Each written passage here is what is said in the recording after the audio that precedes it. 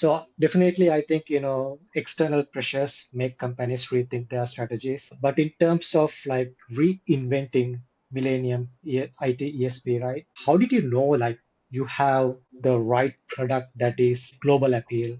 Like even your people, even your processes, like how did you realize that they can scale beyond Sri Lanka? Because to your point, you are 90% considered in Sri Lanka, but you are trying to take it outside. What made you realize that?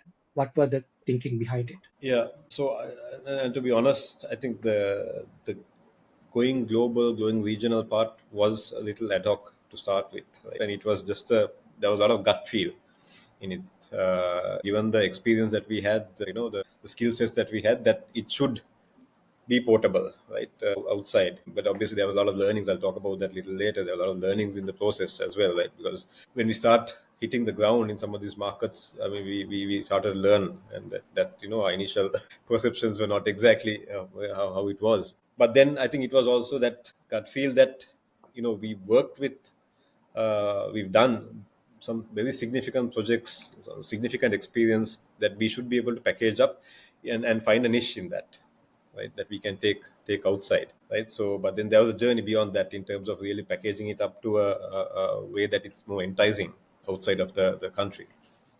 In your view, what are some common misconceptions companies have about going global? Yeah, I think that is, again, I think being a bit overconfident, right? I mean, we have a great business here in Sri Lanka now. What we've done here is easily going to be portable. They'll hear our stories. They'll just open their doors to us, right? But I think the misconception is that everything that you've done, or everything that you have in your portfolio is not just going to sell outside, right? It's you need to figure out what do you want to sell and why, and what's really going to be applicable to those markets and those clients outside there.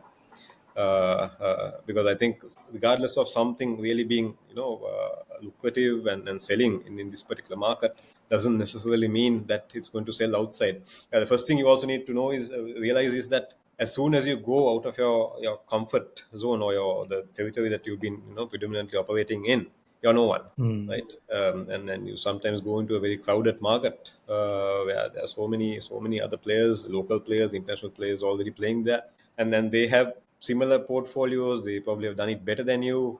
They're probably cheaper than you, right? So I think so. Those are the things that you think that you've done it all here, and that someone is going to want it outside, right? But then you soon realize that you're no one as soon as you put your foot out there.